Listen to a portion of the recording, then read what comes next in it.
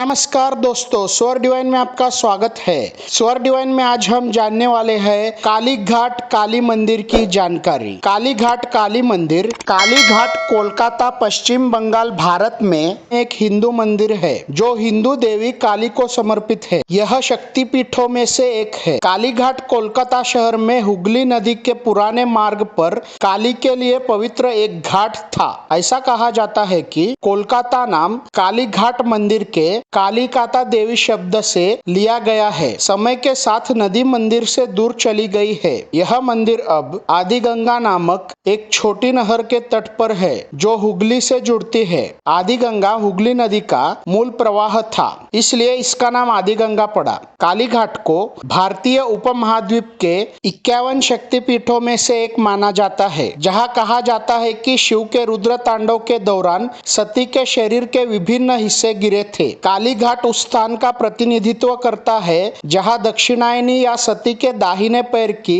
उंगलियां गिरी थी। काली घाट का संबंध चौरंगा गिरी नाम के एक दशनामी भिक्षु द्वारा काली की पूजा से भी है और कहा जाता है कि कलकत्ता के चौरिंगी क्षेत्र का नाम उनके नाम पर रखा गया था। काली घाट मंदिर अपने वर्तमान स्वरूप में केवल 200 वर्ष पुराना है। हालांकि इसका उल्लेख 15वीं शताब्दी में रचित मानसर भाषण और 17वीं शताब्दी में कवि कंकण चंडी में किया गया है। मंदिर की वर्तमान संरचना 1809 में सबरना रॉय चौधरी परिवार के संरक्षण में पूरी हुई थी। संतोष रॉय चौधरी, जो स्वयं एक काली भक्त थे, उन्होंने 1798 में वर्तमान मंदिर का निर्माण शुरू किया था। निर्माण को पूरा करने में 11 साल लगे। रॉय चौधरी के देवता के पारंपरिक संरक्षक होने की तथ्यात्मक प्रामाणिकता विवादित है। अब हम जानते हैं पोष्टी ताल के बारे में। यह लगभग 3 फीट ऊंची एक आयताकार वेदी है, छोटा, जिसमें एक कैक्टस का पौधा है। पेड़ के नीचे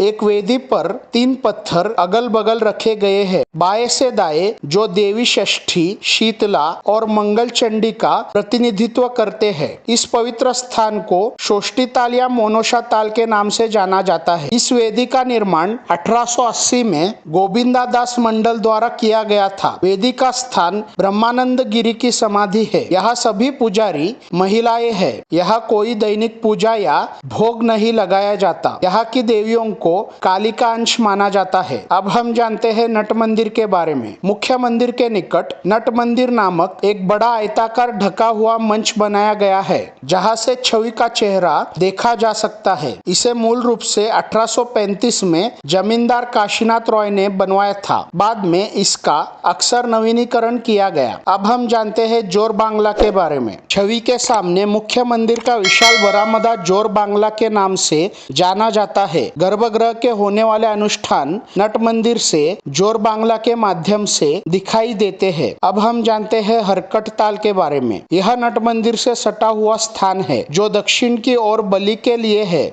यहाँ पशु बलि के लिए अगल बगल 2 बलि देवियां है। इन्हें हरि कथा के नाम से जाना जाता है। अब हम जानते हैं राधा कृष्ण मंदिर के बारे में। इस मंदिर को श्यामा राय मंदिर के नाम से जाना जाता है और यह मंदिर के अंदर मुख्य मंदिर के पश्चिम की ओर स्थित है। 1723 में मुर्शिदाबाद जिले के एक बंदोबस्त अधिकारी ने सबसे पहले राधा कृष्ण के लिए एक अलग मंदिर बनवाया। 1843 में बावली के जमींदार उदय नारायण ने उसी स्थान पर वर्तमान मंदिर बनवाया। डोलमंच की स्थापना 1858 में शाहनगर में मदन कोले ने की थी। राधा कृष्ण के लिए शाकाहारी भोग तैयार करने के लिए एक अलग रसोई घर है। अब हम जानते हैं कुंडुपुकुर के बारे में। यह पवित्र तालाब मंदिर की 4 दीवारी के बाहर दक्षिण पूर्व में स्थित है। टैंक का वर्तमान क्षेत्रफल लगभग 10 कट्ठा है। अतीत में यह बड़ा था और काकू कुंड कहा जाता था। इस तालाब से सती अंग यानी सती का दाहिना पैर का अंगूठा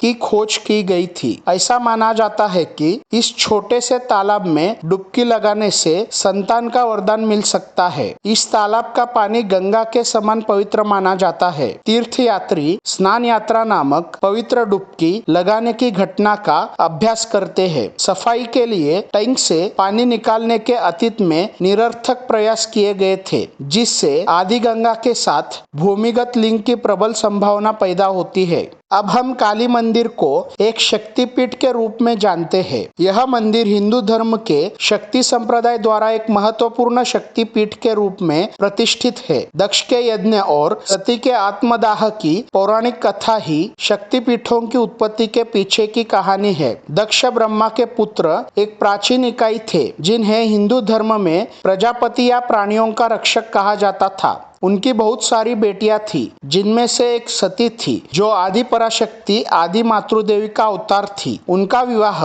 तपस्वी देवता शिव से हुआ था, जिनका निवास कैलाश पर्वत की ठंडी और बर्फीली जगहों में था। दक्ष ने इस विवाह पर नाराजगी व्यक्त की, क्योंकि शिव एक दरिद्र व्यक्ति थे। दक्ष ने उनसे जिस राजकुमार की अपेक्षा की थी, उससे बिल्कुल विपरीत। समय के साथ दक्ष ने निर्णय लिया कि वह एक यज्ञ का आयोजन करेंगे, जिसमें वह शिव को छोड़कर सभी देवताओं को आमंत्रित करेंगे। सती, उनकी बेटी, बिन बुलाए कार्यक्रम स्थल पर पहुंची और अपने पति के बारे में अपने पिता से अपमान का सामना करना पड़ा। अपमान सहन करने में असमर्थ होने पर उसने अपने पिता को शिव के क्रोध का सामना करने का श्राप दिया और एक अच्छे स्वभाव वाले पिता के साथ ही पुनर्जन्म लेने का वादा करते हुए खुद को आत्मदाह कर लिया। सती की मृत्यु की खबर ने शिव को अनियंत्रित क्रोध में डाल दिया। उन्होंने अपने बालों की 2 जटाएं फाड़ दी और वीरभद्र और महाकाली को बनाया, जिन्होंने यज्ञ का अपमान किया और दक्ष का सिर काट दिया। विशाल युद्ध के बाद ब्रह्मा और विष्णु ने शिव से दक्ष को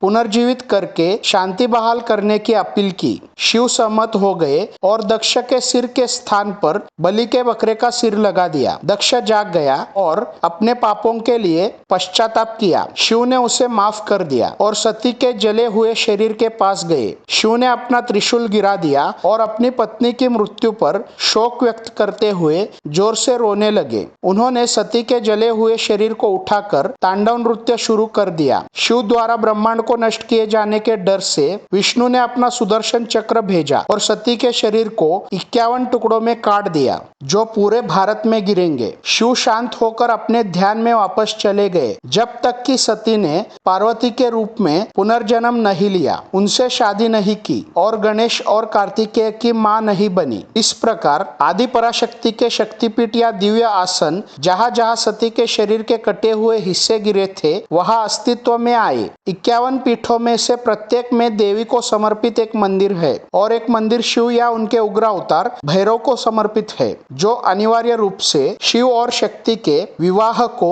चिन्हित करने के लिए महत्वपूर्ण ऐतिहासिक केंद्र बनाते हैं। और यह दार्शनिक तथ्य भी है कि शिव के बिना कुछ भी नहीं है, उसकी शक्ति और इसके विपरीत। यहाँ देवी की पूजा दक्षिणा काली के रूप में की जाती है, जबकि शिव की पूजा नकुलेश्वर के रूप में की जाती है। ऐसा माना जाता है कि सती के दाहिने पैर का अंगूठा यहाँ काली घाट पर गिरी थी। हालांकि कुछ पुराणों में यह भी उल्लेख है कि देवी का चेहरा यहाँ गिरा, जीवाश्म बन गया और यहाँ उनकी पूजा की जाती है। 51 शक्तिपीठ संस्कृत वर्णमाला के 51 अक्षरों से जुड़े हुए हैं, जिनमें से प्रत्येक में उनसे जुड़ी देवी देवताओं में से एक का आह्वान करने की शक्ति है। इन अक्षरों को बीज मंत्र या सृष्टि की आदिम ध्वनियों के बीज कहा जाता है। दक्षिणा काली का बीज मंत्र क्रीम है। पौराणिक ग्रंथ जिनमें कालिका पुराण भी शामिल है, 4 शक्तिपीठों को ऐसे स्थलों के रूप में मान्यता देते हैं जहां अधिकांश ऊर्जा होती है।